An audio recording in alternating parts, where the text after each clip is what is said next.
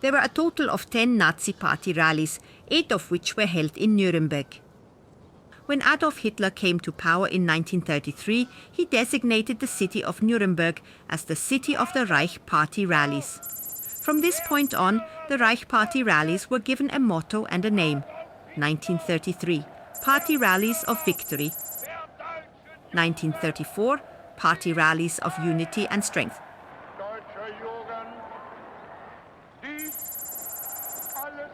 1935, Party Rallies of Freedom.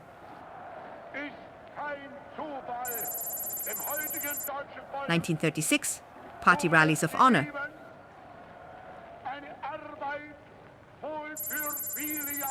1937, Party Rallies of Labor.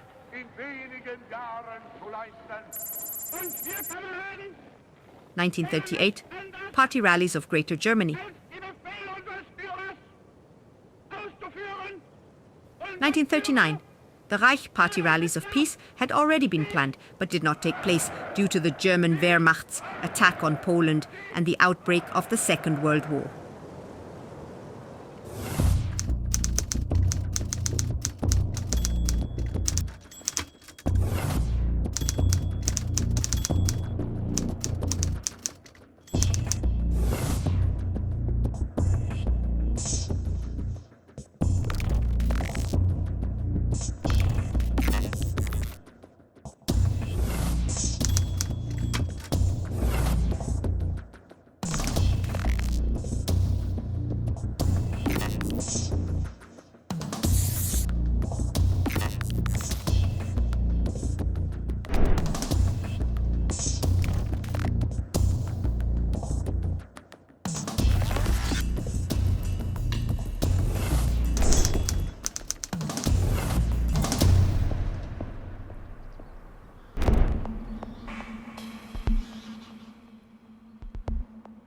When I walked around the site, I always wondered what story was hidden behind these stones and doors. So I set out to research these stories, and that is how this documentation came about.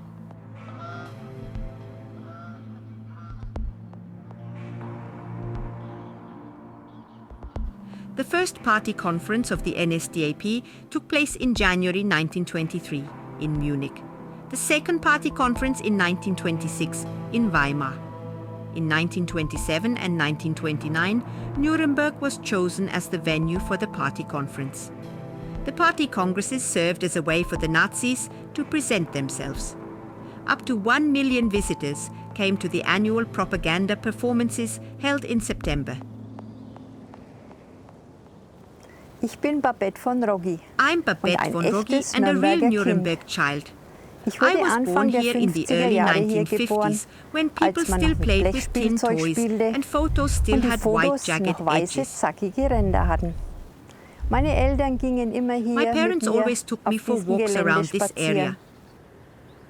I can't remember, but they often told me about it.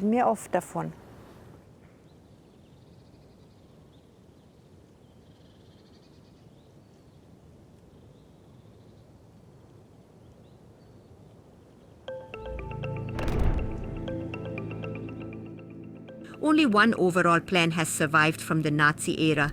The plan shows an overview in the final planning stage.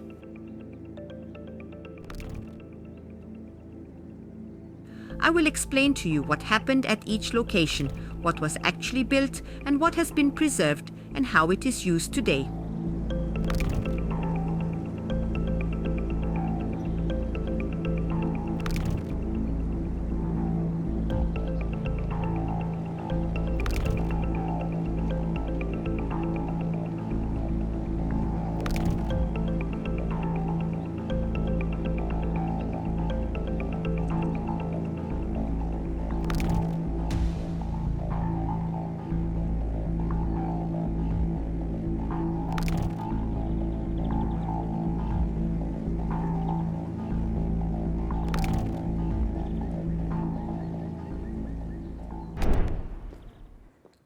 In 16 film parts, I will introduce you to the entire Nazi Party rally grounds and everything connected with it.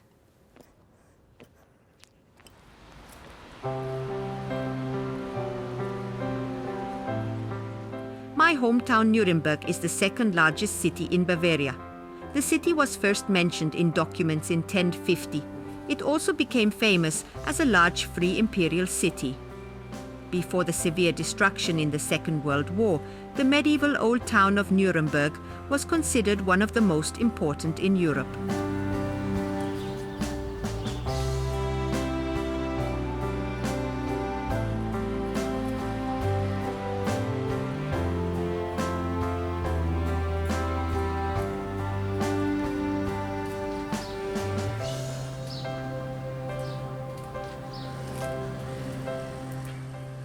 Albrecht Dürer was born here and lived here below the castle until his death. He is buried in Nuremberg in the Johannis Cemetery.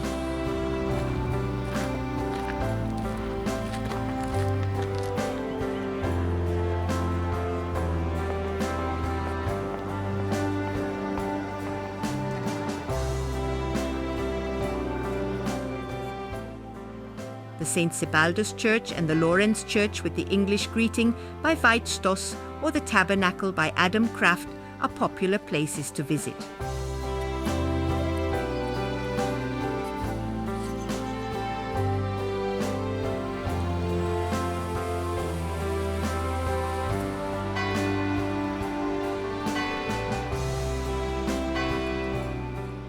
Ring turning at the Schönerbrunnen is a must for every visitor.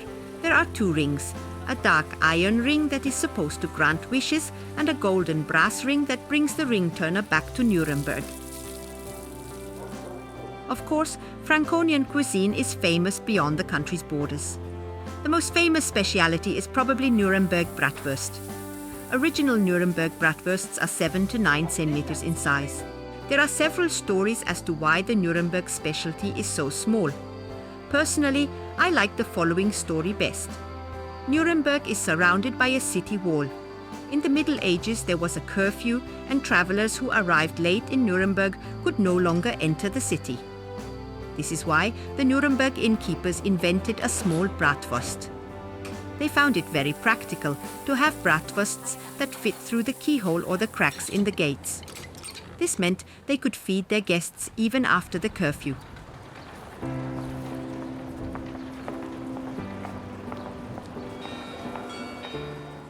The little man running of the art clock of the Frauenkirche takes place every day at 12 noon.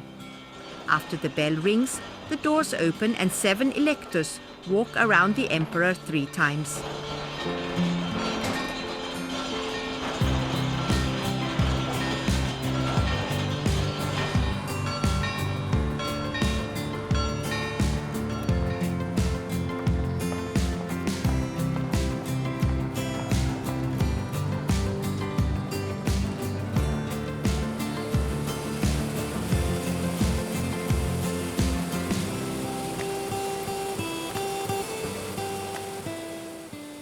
From the open space of the Kaiserberg, you can see the Nazi Party Rally grounds in the southeast of Nuremberg.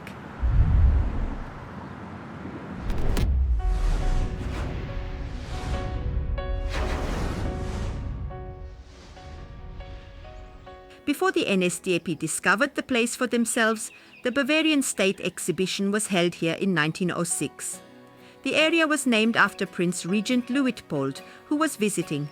Today, the place is a recreational area for walkers. Once a year, however, the place fills up again when the classic open-air festival takes place. The buildings specially built for the exhibition, except for the machine hall, were all demolished after the event. After it was converted into an event hall, the machine hall was given the name Luitpoldhalle.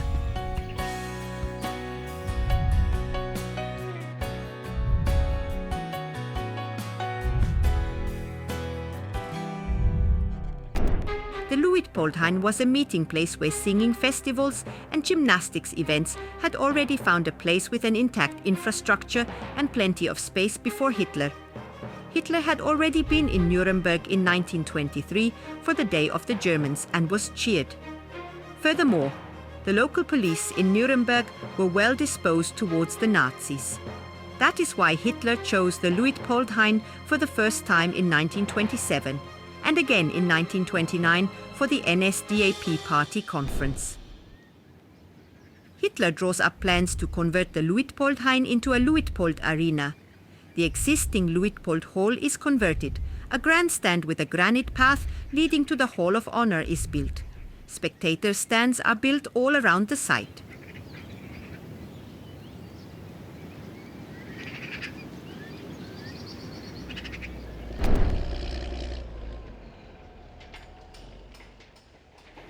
By 1935, the Luitpold is redesigned according to the Führer's wishes and drawings. During the construction work, all leisure uses are replaced by parade grounds.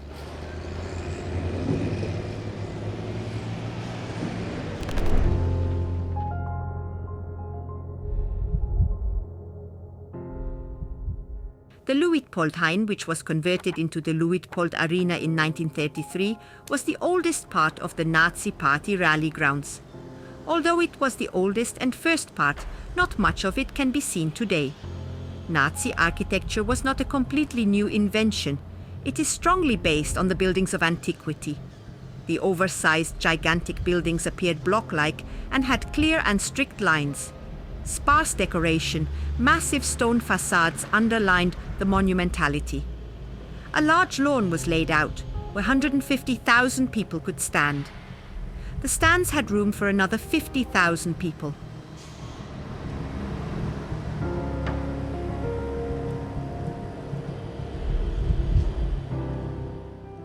The memorial to the fallen and the grandstand were connected by an 18-meter-wide parade route made of granite slabs. The route was called the Führer's Road, or Adolf Hitler's Way. With the Nazi seizure of power, Nuremberg officially became the city of the Nazi Party Rallies. Hitler declares, "I have decided that our party congresses will now and forever take place in this city."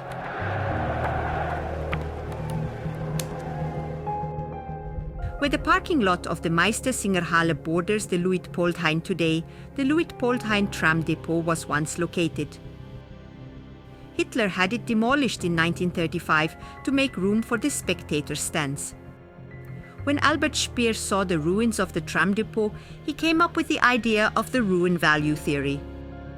The use of special building materials and the consideration of static considerations were intended to enable buildings that, in a state of decay, even after hundreds of years, would resemble Roman models. In the northern pedestrian underpass at Luitpold, which Hitler had built for arriving visitors, the remains of the foundations of the tram depot could still be seen until the 1990s. Then the underpass was closed. There were 3 underpasses at the time. The middle one was concreted over because it kept filling up with groundwater. The 2 remaining north and south underpasses are closed to the public.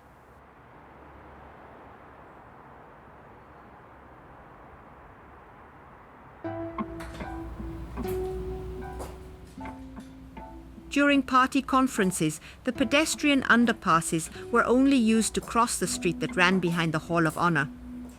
For party conferences, large columns of marchers would march from the city center to the Luitpold Arena. Of course, the overall impression of a closed marching group could not be disturbed.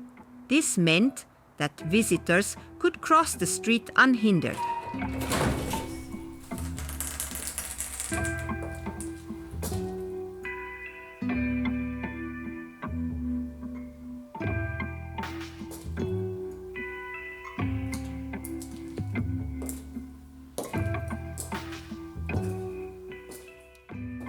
The pedestrian underpasses never led into the interior of the Luitpold Arena. Today, a sports club stores its equipment in the underpasses.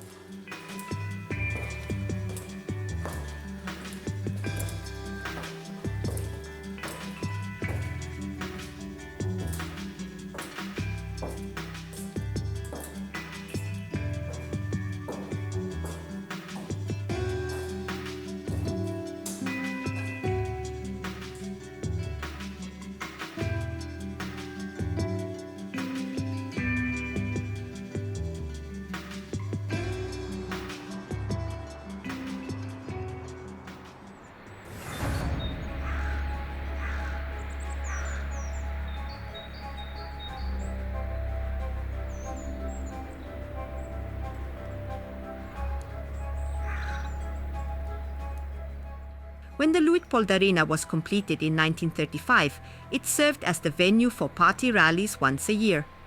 For the rest of the year, excursions to Nuremberg were booked and the area was used as a destination. Stand where the Führer stood, walk along where Hitler marched.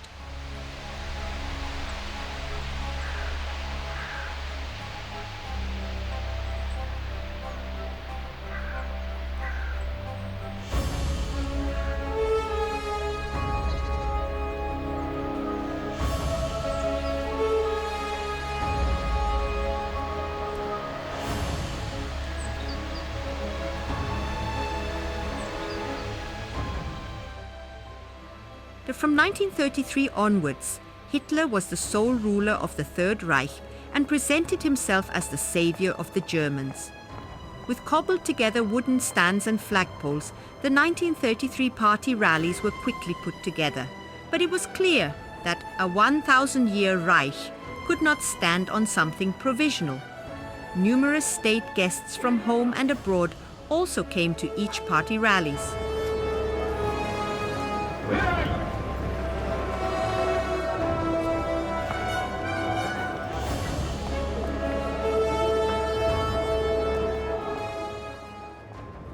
Here is the Chief of Staff of the SA, Ernst Röhm. Reich Propaganda Minister Joseph Goebbels and Hermann Göring, the Commander-in-Chief of the German Air Force.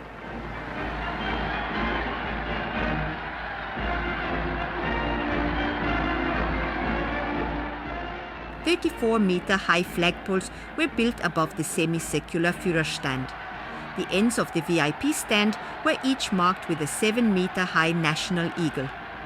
The path between the VIP stand and the memorial to the fallen was kept clear during every ceremony so that the Führer could walk along it in full view of everyone.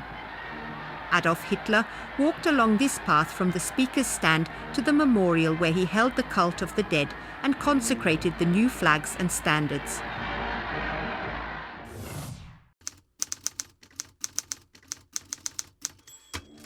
Former Mayor Ulrich Mali laid a wreath at the Hall of Honor for the many fallen soldiers in the 2 world wars and said a few words.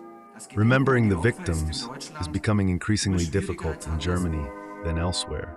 Remembrance Day was introduced in 1950 and is celebrated on the second Sunday before Advent, in memory of the victims of war and violence of all nations.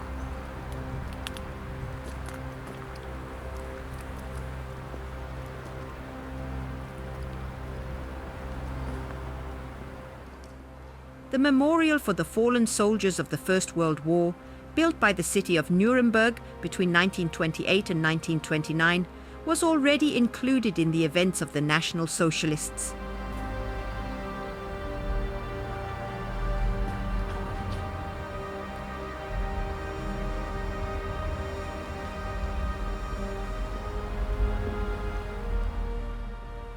The inscription was expanded after the war. Today, the dead of the Second World War and the tyranny from 1933 to 1945 are also remembered. A memorial event is held here every year on Remembrance Day.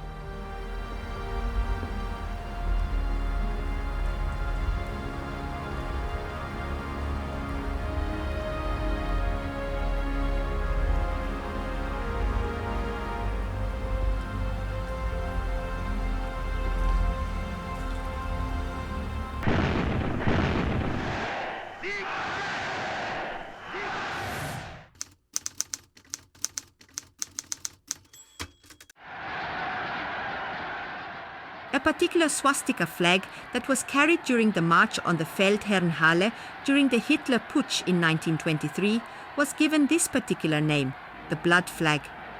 Flags were a large and essential part of National Socialist symbolic propaganda.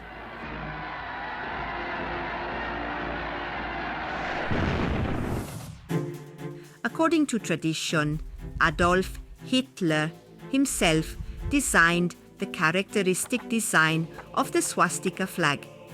The black swastika on a white background embedded in a red frame. Hitler explained, "In the red, we see the social idea of the movement.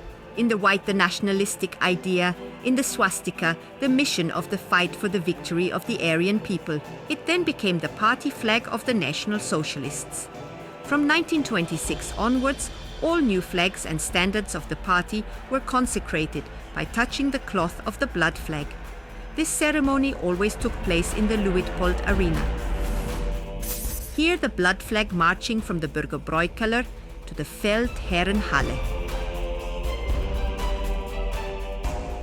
From 1931 onwards, it was kept in the Brown House in Munich. But what was the blood flag? How did it get its name? It was the day of the Hitler Putsch on November 9, 1923.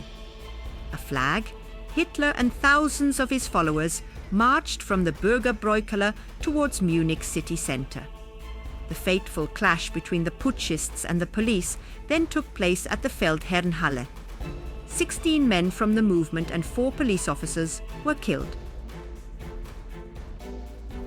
Andreas Bauriedl was shot in the stomach and lay partially on the flag. How the blood of the other fighters got onto the flag fabric is not known. Hitler managed to escape. It is assumed that Hermann Trambauer was carrying the swastika flag. He was hit with the flag in his hand, clung to the flag and tore it to the ground. Heinrich Trambauer took the flag and fled. He took the fabric from the pole and wrapped it around his body. During the exchange of fire, the flag was soaked with the blood of 3 putschists.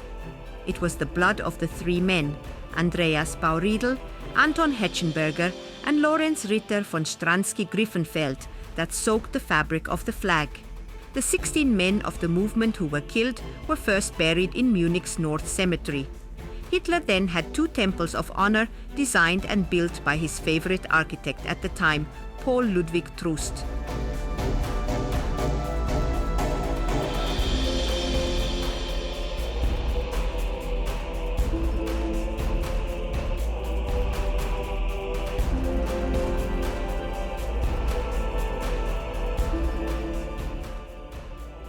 A monument with a 175-meter-high column and a national eagle at the top was also to be built for the blood flag itself. The blood flag was to be kept in a shrine there. However, due to the war, the project was not realized. The 16 putschists became martyrs through their martyrdom and were reburied after the temples were completed. They were then laid to rest in steel coffins in the 2 temples of honor on Munich's Königsplatz.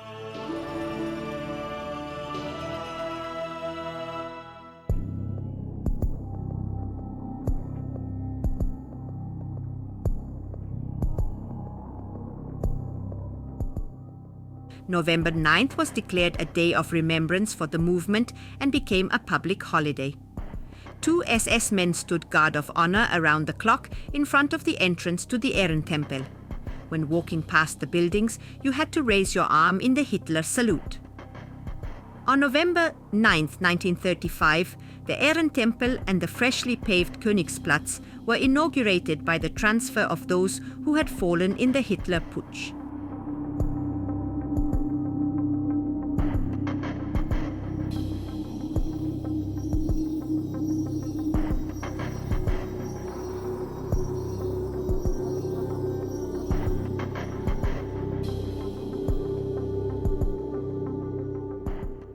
The 2 temples of honor survived World War II unscathed.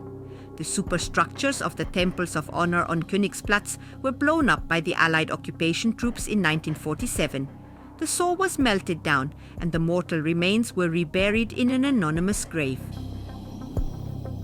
3, 2, 1, fire! Today, only the remains of the foundations of the temples remain, and they are preserved as memorial stones of history. Jakob Grimminger, who himself participated in the Hitler Putsch, was appointed the official bearer of the blood flag. At all parades, the blood flag was carried only by Jakob Grimminger. The flag was given a new pole and a plaque on which the names of the 3 men killed, Bauriedl, Hetchenberger and von Stransky-Griffenfeld, were engraved. According to the National Socialists, it had been given a special consecration by the blood of the 3 killed putschists.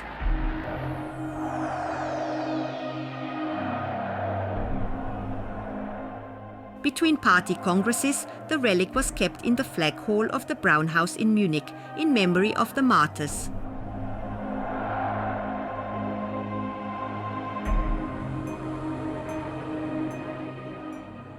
The Brown House was the name of the building of the NSDAP party headquarters in Munich, which existed from 1930 to 1945.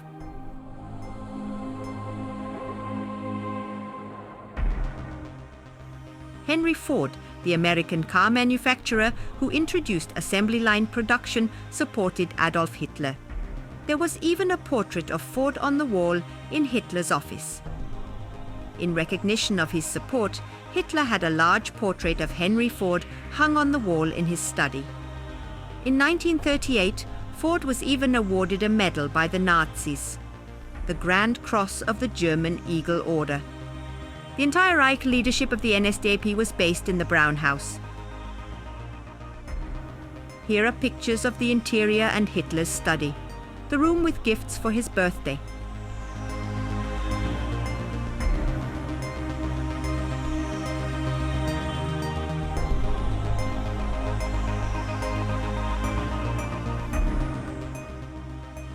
Special flags and the blood flag were kept here in the SA Hall of Honor.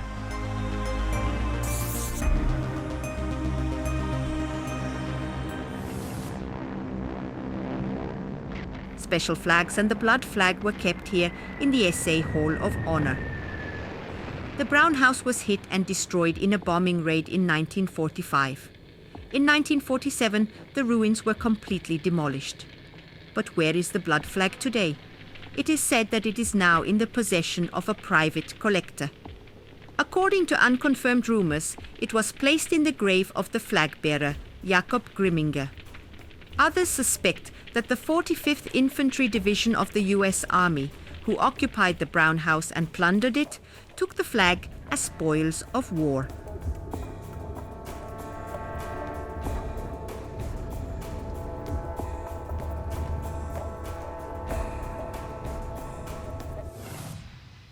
I'm following up on the last clue and flying to the USA to visit the Museum of Unity.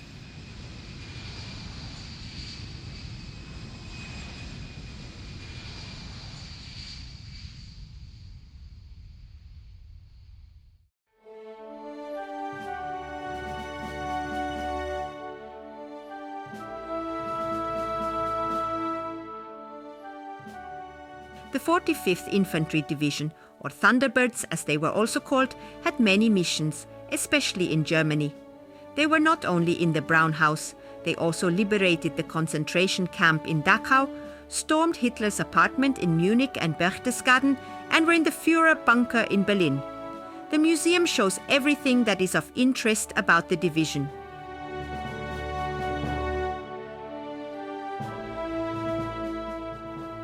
The division symbol before 1930 was very similar to the swastika symbol of the Nazis. When the NSDAP came to power, the Thunderbirds changed their logo.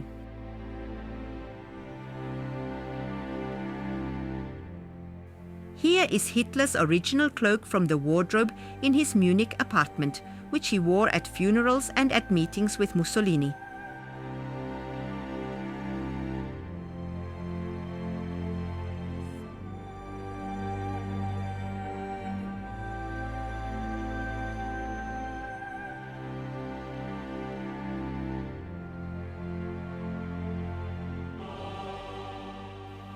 From the missions, they brought back photographs and artifacts that were in Adolf Hitler's personal possession.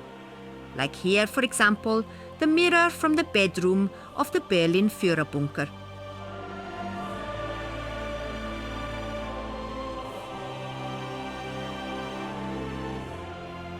The personal edition of his book Mein Kampf.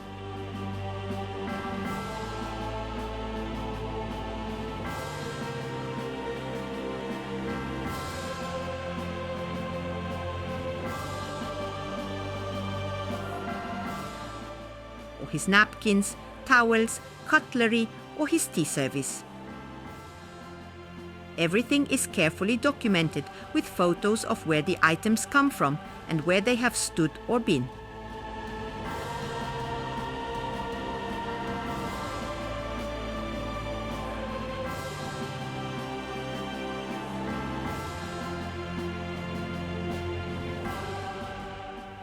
The Obersalzberg and Hitler's Berghof. Before Adolf Hitler discovered the Obersalzberg for himself, it was a health resort. He had the Wachenfeld house, which he first rented under the name of Herr Wolf and then bought in 1933, converted into a pompous Berghof. The Obersalzberg became a restricted area and the Führer's second seat of government.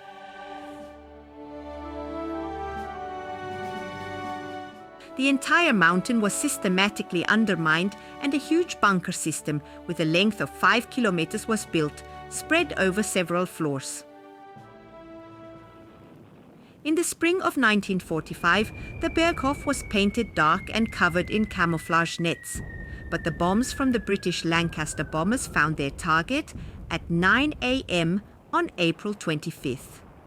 Over 1,800 incendiary and explosive bombs fell on the Obersalzberg and reduced the mountain to rubble. The bunker system remained undamaged. The Berghof had been hit hard. Hitler even had a fully equipped dentist's office in the building. For the Führer's safety, alarm buttons were installed in every room. The food was checked for poisoning and the cleaned clothing and mail were x-rayed. The entire mountain could also be enveloped in smoke using smoke machines. But the British attack in April came too unexpectedly. At the back of the Berghof is a concrete retaining wall that is still there today. An access in the wall provides the entrance to Hitler's own bunker. The Allies found Hitler's private bunker rooms, bowling alley, his record collection, and of course, there was air conditioning in the bunker.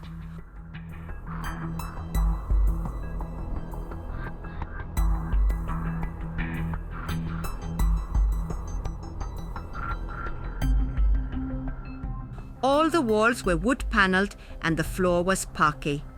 Supplies were hoarded here for several decades. Hitler's bunker alone was 745 square meters in size.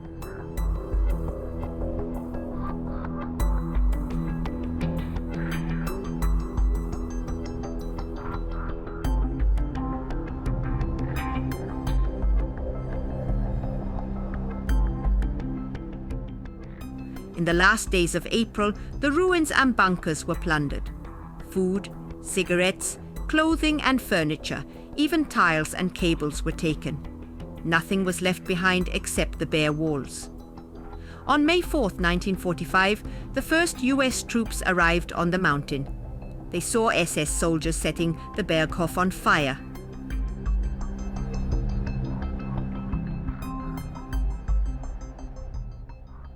The USA did not want a place of pilgrimage for the Führer, so on April 30, 1952, they blew up the burned-out ruins of the Berghof.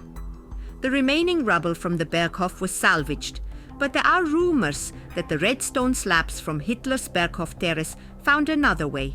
They are said to have been used to decorate a Christian church.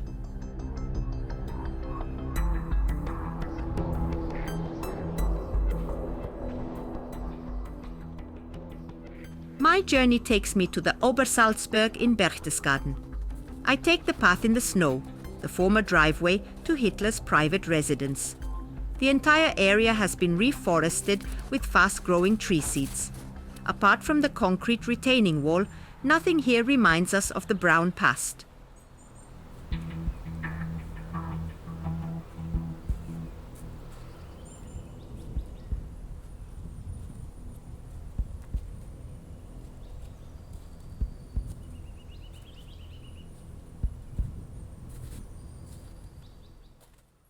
A sign shows where Hitler's Berghof once stood and provides brief information about the history of the place.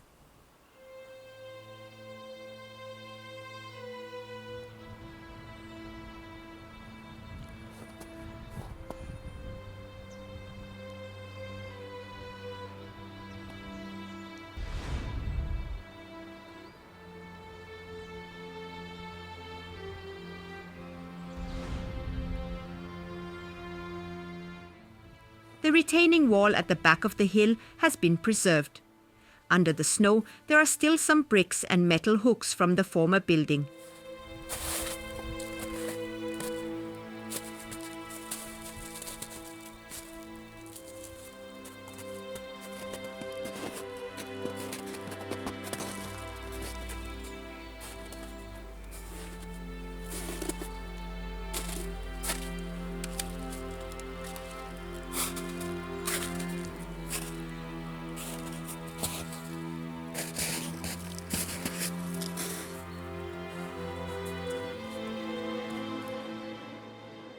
The Hotel zum Türken in the immediate vicinity was a typical Alpenland inn with a hotel before and after the Nazi era.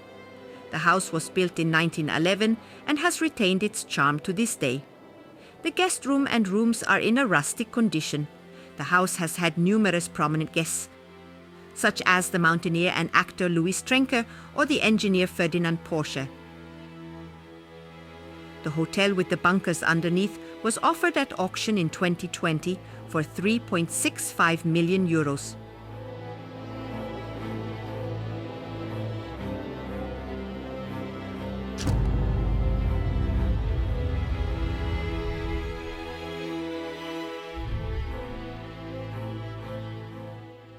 In 1935-36, the inn hotel was converted and expanded. During the Third Reich, the hotel was converted into the headquarters for Hitler's personal protection, the Reich Security Service. The SS and the Gestapo also stayed here. A bunker complex was built under the hotel. Down here there are machine gun positions, gas locks, dog kennels, an operating room and a lot of tunnels and caves.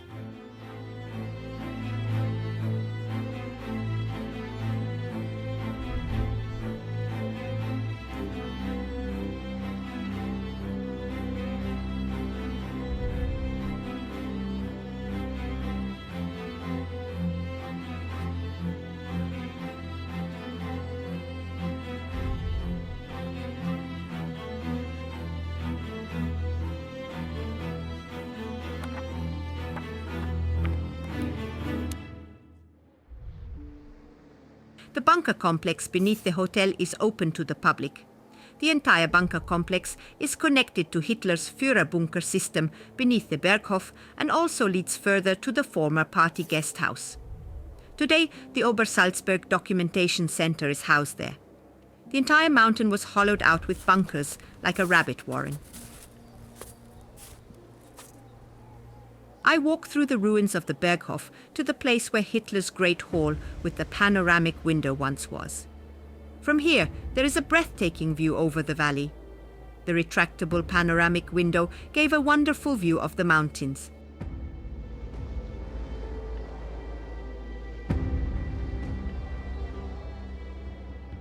The vehicle garages were housed to the side of the Berghof. In the wall above, you can still see remains of Hitler's bunker entrance. 65 marble steps once led down into the bunker. After the end of the war, the ruins and the Führer bunker attracted many curious onlookers. They wanted to see how the Führer had set up his quarters in the bunker. Today the bunker entrances are walled up. The Allied visitors were then driven through the Führer's restricted area and the mountain landscape in Hitler's armored Mercedes, which was left behind at the Berghof. Today, the Obersalzberg back to the USA to the Museum of Unity. Here is Hitler's chest, in which he kept the translations of Mein Kampf in foreign languages. Soldiers also took furniture and other objects from the Berghof. The unit's military equipment and some flags from Germany are also on display here. Unfortunately, the cinema hall was not accessible due to renovation work. When I asked, I was told that there were still historical objects and flags on display in this room. Unfortunately, I couldn't find out whether the blood flag I was looking for was among them.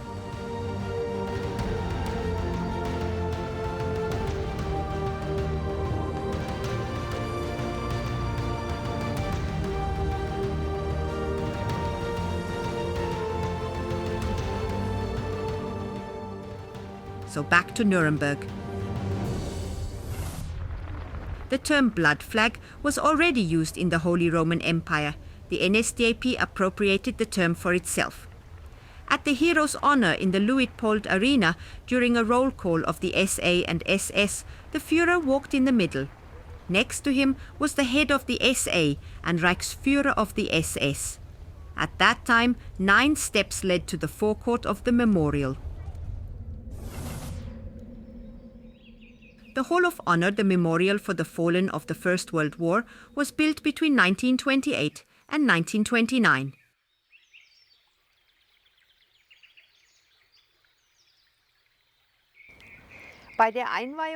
When the monument was inaugurated in 1930, a 7th pylon was placed here and there. A staircase with 9 steps led to the forecourt.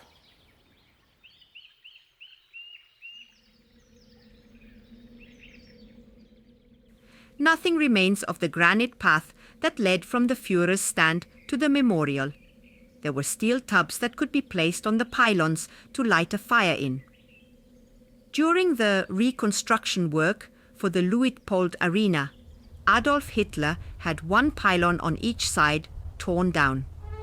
The number 7 occupies a prominent position in Jewish tradition, but also in other cultures.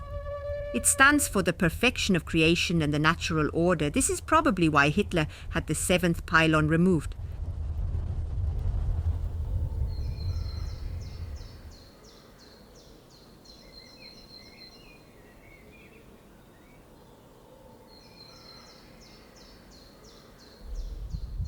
The Nazi architects mainly relied on massive steel concrete buildings, which, due to the optical and expressive properties of the material, were clad inside and out with natural stones such as granite, lime or marble. These stones were considered to be eternally durable and particularly valuable.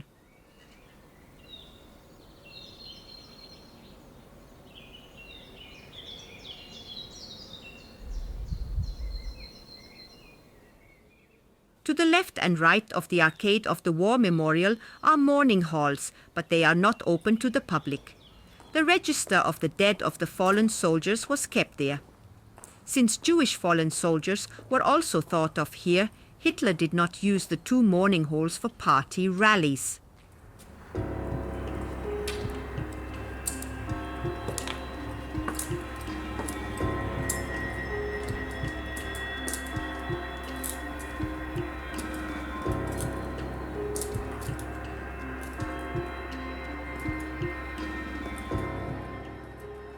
Today, the steel oak leaf scabbards and candle holders for the Day of Remembrance are kept here. The fire bowls for the pylons are also stored here.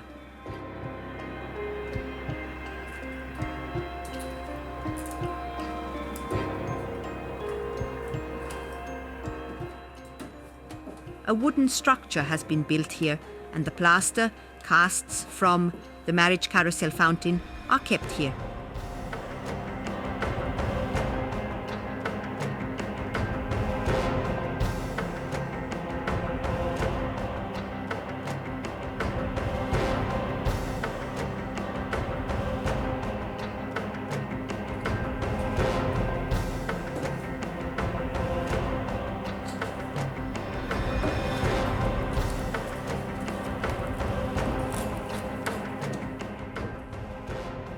The original wall paneling of the mourning hall and its inscription can be seen in the spotlight.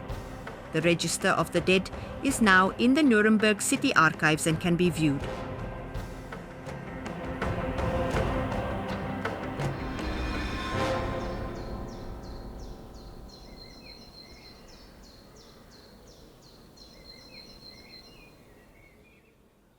The entrances to the mourning halls were not locked at the time. People could mourn at any time.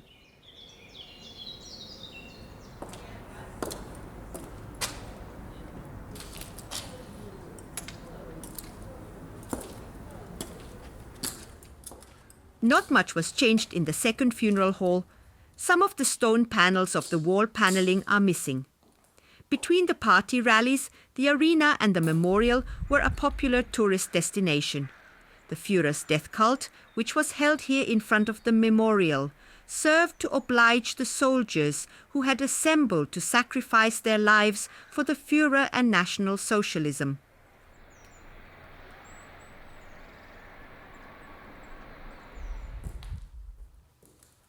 When they opened in 1930, the two funeral halls had no built-in features.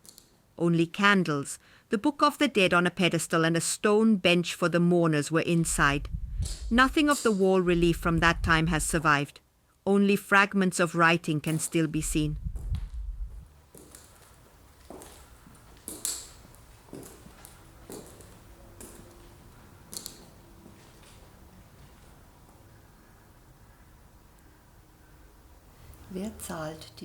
Who will pay for the tears that flowed for you? Who will appreciate the thanks of you sleeping in the earth? Who died there?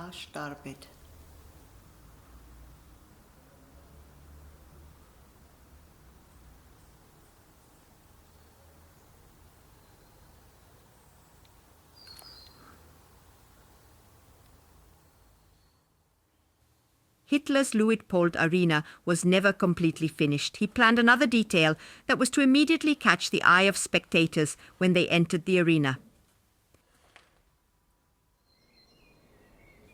At the back of the arcade of the memorial, between the funeral halls, Hitler planned a fountain with 3 human sculptures, 2 male and 1 female holding a victory wreath in her hand. However, the fountain never got beyond the planning stage.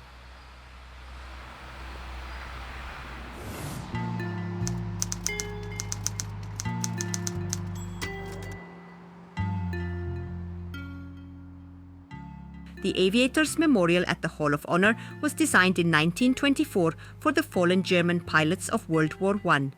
The memorial shows a crashing, upside-down airplane.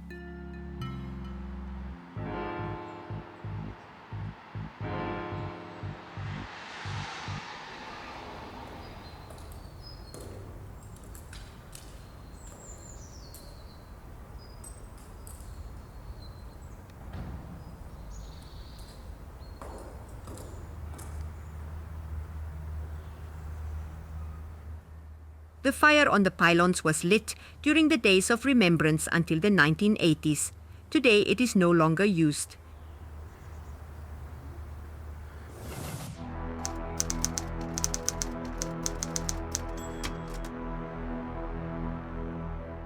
The curved VIP stand in the Luitpold Arena was first built using wood. The structure was later replaced with stones and clad in Jura marble.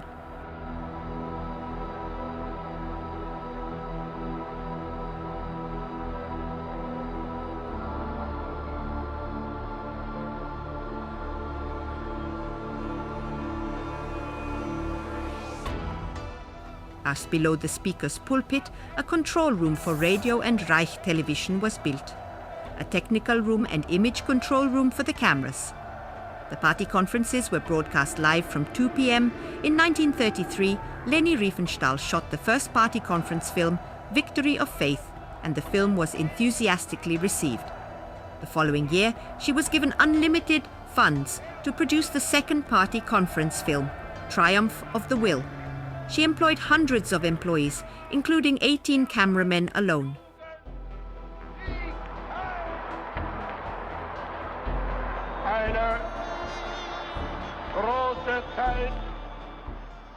She works with unusual perspectives and techniques. The unofficial images here show the camera teams at work, so-called making-of shots.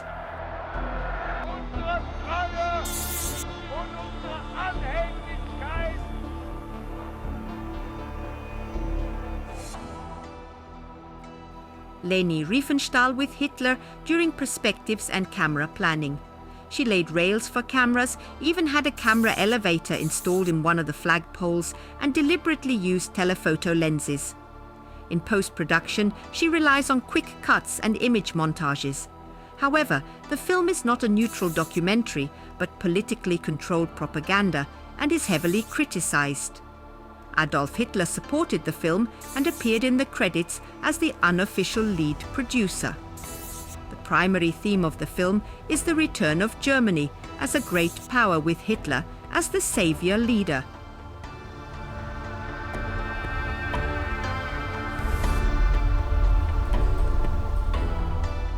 My research takes me to the Museum of Industrial Culture.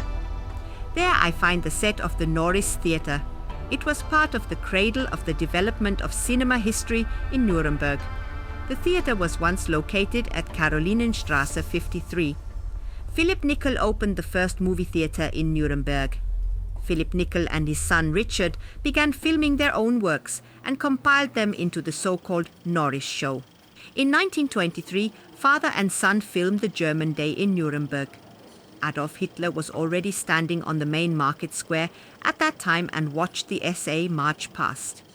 Hitler was enthusiastic about his work and opened up a career as a cameraman for Richard Nickel. He worked on Leni Riefenstahl's propaganda film. In August 1938, Nickel also filmed the demolition of Nuremberg's main synagogue on Hans-Sachs-Platz. In 1941, he was commissioned to make a film about the deportation of Franconian Jews.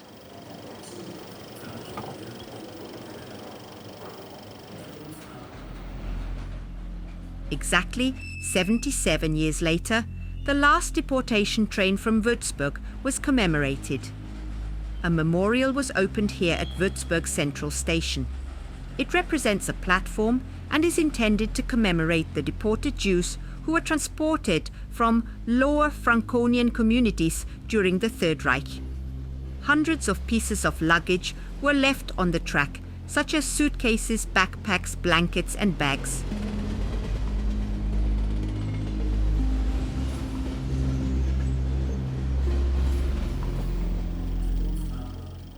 Nickel's film about the deported Jews was then shown in 1942 at a closed event in the Norris Theatre in Nuremberg.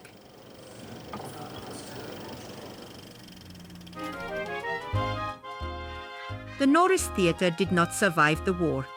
In the cinema foyer is Philip Nickel's Ascania film camera.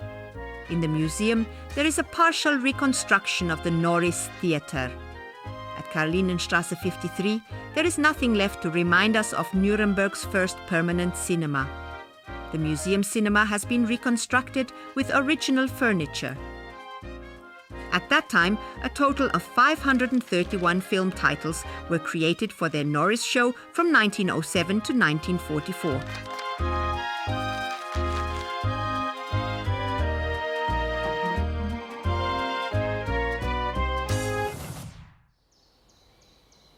Back to today's Luitpold Hain.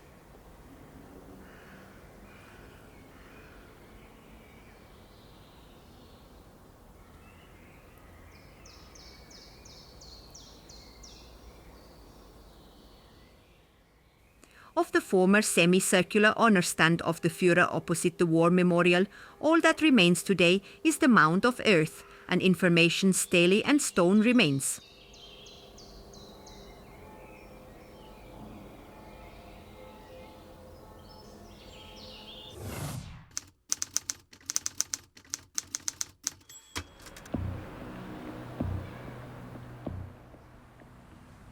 Information columns have been set up around the Nazi Party rally grounds. There are 23 columns that mark the buildings, squares and places on a suggested tour, showing how the site looked and was used in 1933. The information boards, which are made of glass and steel, have historical pictures and are labeled with accompanying text in German and English. 23 boards are main boards, and there are also secondary boards. If you want to explore the main points on foot, you should plan on about 2 hours.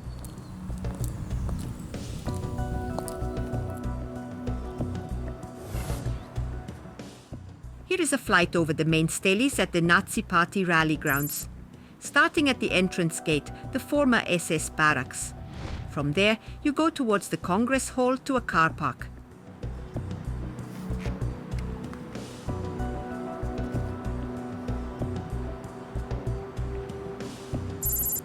This is where the former Luitpold Hall stood.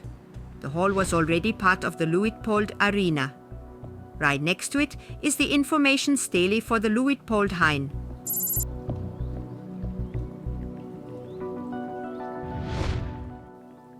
If you cross the park, you come to the stele for the Hall of Honor.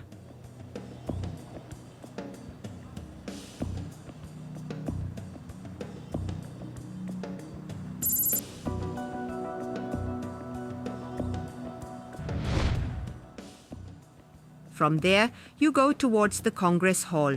There are two information steles. The first is on the left side at the entrance to the Documentation Center.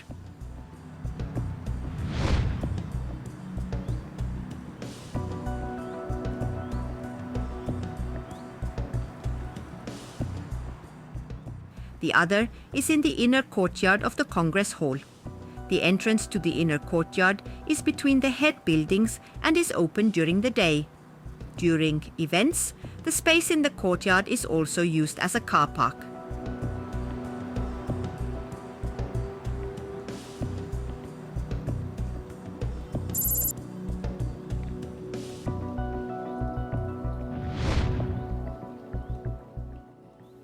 The steles are now a little further apart.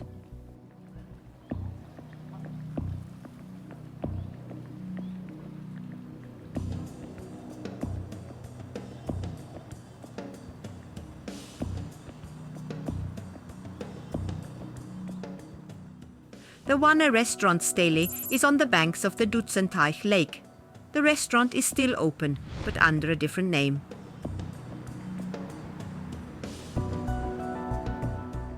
Continue along the bank and you reach the train station at the Nazi Party Rally grounds, the Dutzenteich station. It no longer serves its purpose today. A restaurant has moved in there. Immediately opposite is the information board for the Zeppelin field.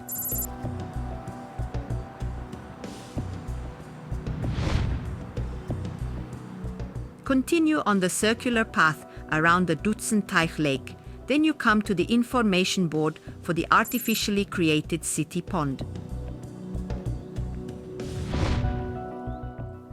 The towers of the Zeppelin field are fenced off and inaccessible, but you can go up to the Zeppelin grandstand.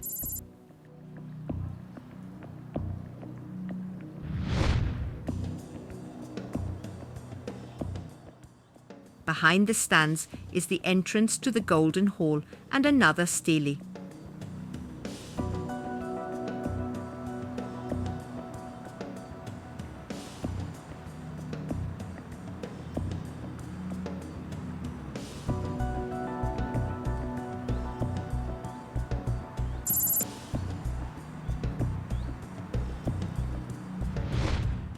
There is no direct route to the substation of the former Nazi Party rally grounds, where the DAF workers' accommodation is also explained. Opposite is the sports park of the one football club, Nuremberg. This is where the KDF city stood back then. On the banks of the Walsner Weiher is the information board about the strength through Joy City.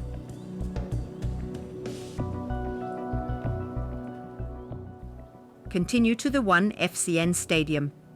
In Hitler's time, the Hitler Youth marched there. You can find the stele by the ticket booths.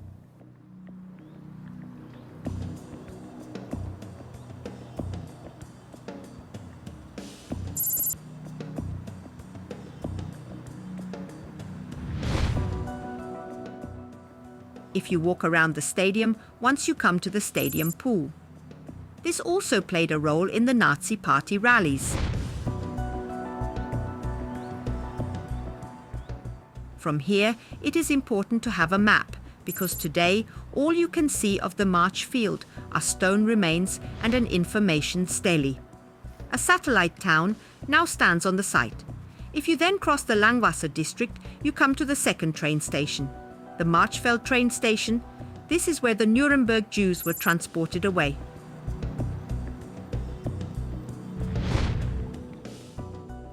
Back to the main area on the Great Street.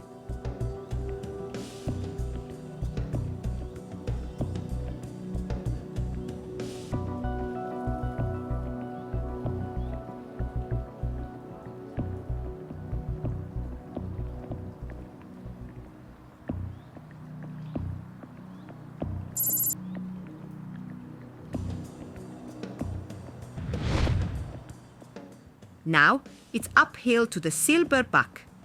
The mountain was created from war rubble from the old town. The great stadium was also supposed to be built here.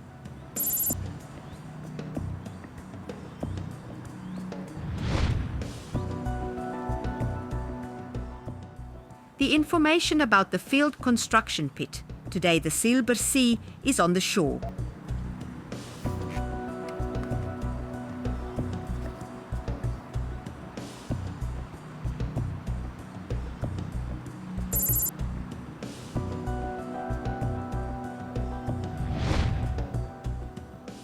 At the foot of the mountain is the information board about the great stadium and the laying of the foundation stone.